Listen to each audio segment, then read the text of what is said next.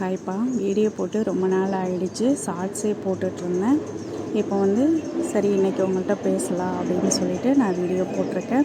இப்போ பார்த்திங்கன்னா மஷ்ரூம் பிரியாணி ரொம்ப சூப்பராக ஈஸியாக செஞ்சிடலாம். ஸ்டெப் பை ஸ்டெப்பாக எப்படி செய்கிறதுன்னு பார்க்கலாம். இப்போ நான் அந்த பொருளெல்லாம் எடுத்து வச்சுருக்கேன். இப்போ இதை நம்ம நைஸாக கட் பண்ணிக்கலாம்.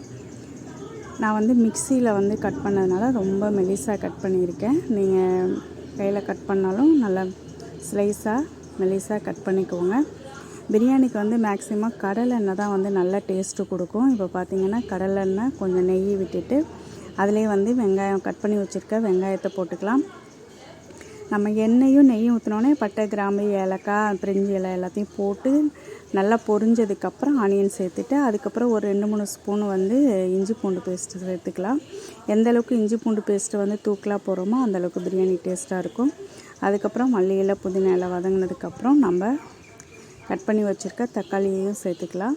இப்போ இதுவும் நல்லா வதங்கட்டும். வதங்கினதுக்கப்புறம் கொஞ்சம் மிளகாய்த்தூள், கொஞ்சம் பிரியாணி மசாலா. நான் அமேசானில் ஒரு பிரியாணி மசாலா வாங்கியிருந்தேன், அதுவும் கொஞ்சம் சேர்த்துட்டேன். இப்போ பார்த்திங்கன்னா எல்லாத்தையும் போட்டு நல்லா கிளறிக்கலாம். கிளறினதுக்கப்புறம் ஒரு குட்டி டம்ளரில் தயிர் எடுத்து வச்சுருக்கேன். அந்த தயிரையும் சேர்த்துட்டு அதையும் நல்லா கிளறின உடனே நம்ம கட் பண்ணி வச்சுருக்க மஷ்ரூமையும் சேர்த்துக்கலாம்பா. இப்போ மஷ்ரூமில் நமக்கு தண்ணி விடும். அதனால் கொஞ்சம் நேரம் அதை விட்டுருங்க. அந்த தண்ணியெலாம் வெளியில் வரட்டும். ஏன்னா நம்ம உடனே தண்ணி சேர்த்தோன்னா அதுலேருந்து தண்ணி வர்றதுனால நமக்கு தண்ணி எக்ஸ்ட்ரா ஆகிடும் இல்லையா? அதனால இப்போ பார்த்திங்கன்னா தண்ணியெலாம் வெளியில் வந்தோன்னா 1க்கு 1.5 அப்படின்றது மாதிரி தான் தண்ணி சேர்க்கணும். நான் ஏன்னா சீரக சம்பா அரிசி எடுத்துட்டேன். இப்போ பார்த்திங்கன்னா நான் அந்த ஒரு கிண்ணம் அரிசி வச்சுருந்தேன் இல்லையா? அதில் 1.5 கிண்ணம் தண்ணி சேர்த்துட்டேன் நான். இப்போ பார்த்திங்கன்னா இது நல்லா கொதி வந்ததுக்கப்புறம் அரிசியை சேர்த்துக்கலாம்.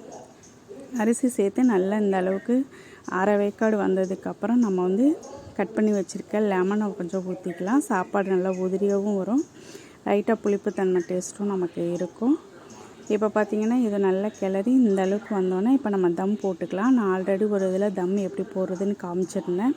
கீழே பழைய தோசைக்கல்லை வச்சு அது நல்லா ஹீட் ஆனோன்னே வச்சு தம் போட்டுக்கலாம். இப்போ தம் போட்டு ஒரு 10 நிமிஷம் ஆயிடுச்சுப்பா. எனக்கு பையனுக்கு காலேஜ் டைம் ஆனதுனால நான் உடனே எடுத்துட்டேன். நீங்கள் வீட்டில் இருக்கவங்க அப்படின்னா ஒரு 20 நிமிஷம், ஒரு 1/2 அன் ஹவர் கூட அப்படியே விட்டுருங்க. ஆஃப் பண்ணிவிட்டு தம்மை மேலே உள்ள வெயிட்டை எடுக்காமல் அப்படியே அடுப்பை மட்டும் ஆஃப் பண்ணிவிட்டு அந்த ஹீட்லேயே விட்டுருங்க. ரொம்ப உதிரியாக சூப்பரான பிரியாணி கிடைக்கும் உங்களுக்கு.